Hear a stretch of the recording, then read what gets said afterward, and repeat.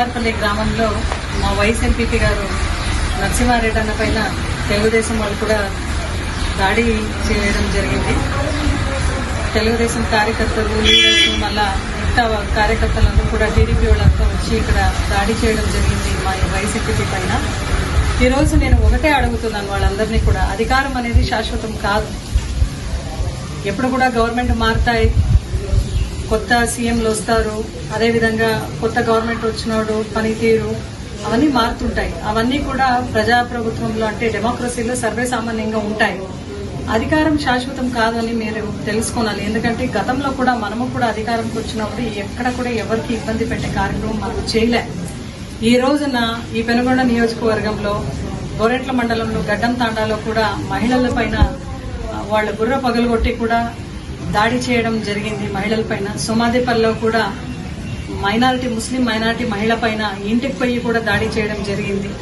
ఇలా మహిళలందరి పైన కూడా వరుసగా పెనుగొండ నియోజకవర్గంలో టీడీపీ వాళ్ళు దాడి చేయడం జరుగుతూ ఉంది.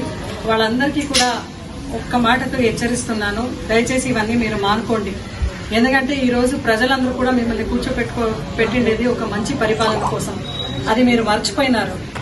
జూన్ 4వ తారీఖు నుంచి నిన్నటి వరకు కూడా ఎక్కడెక్కడ మీరు దాడి చేస్తున్నారు, ఎవరు కూడా అడిగేవాళ్ళు లేరు అని మీరు అనుకుంటున్నారు. పోలీసులు కూడా ప్రేక్షక పాత్రని పోషిస్తున్నారు. బట్ మేమైతే గట్టిగా ఈ పెనుగొండ ఇన్ఛార్జిగా మీ ఉషమ్మ ప్రతి లీడర్కు కార్యకర్తలందరికీ కూడా ఈ రోజు మీ అందరికీ కూడా ఒకటే మాట చెప్తున్నాను, ధైర్యంగా ఉండండి, నేను మీతో ఉన్నాను. ఎక్కడ మన లీడర్ పైన దాడి జరుగుతుందో ఖచ్చితంగా అక్కడ మేము న్యాయంగా పోరాటం అయితే ఖచ్చితంగా చేస్తాం. పోలీసులు కూడా ఏకపక్ష కాకుండా కరెక్ట్ గా పనిచేయాలని మిమ్మల్ని కూడా విన్నవించుకుంటున్నాను.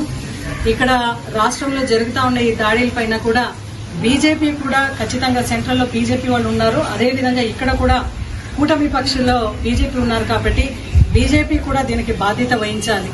బీజేపీ వాళ్ళ పైన కూడా ఈ ఒక ఏదైతే దాడులు చేస్తున్నారో వాళ్ళపైన కూడా వస్తుంది. ఈ ఒక చర్యలు ఏదైతే చేస్తున్నారో ఖచ్చితంగా బీజేపీ కూడా దీనికి బాధ్యత వహించాలి. 5 మంది మనకు కూడా ఎంపీలు ఉన్నారు, మనతో కూడా పని ఉంటుంది అని బీజేపీ వాళ్ళు కూడా గమనించాలి. ఎందుకంటే ఈ రోజు టీడీపీ వాళ్ళు ఏదైతే చేస్తున్నారో ఇక్కడ దౌర్జన్యం, దానికి మీరు కూడా ఒత్తాసు పలికే కార్యక్రమం మీరు చేయకూడదు అని మీ అందరూ కూడా విన్నవించుకుంటున్నాను.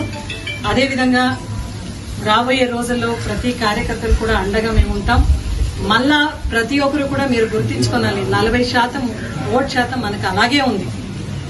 అంటే Janasena, TDP, BJP, CPI, CPM, Congress వాళ్ళందరూ కలిస్తే 60% ఓటు శాతం అక్కడ ఉంటే 40% ఓటు శాతం ఖచ్చితంగా మనతోనే ఉంది. మీరందరూ కూడా ధైర్యంగా ఉండండి.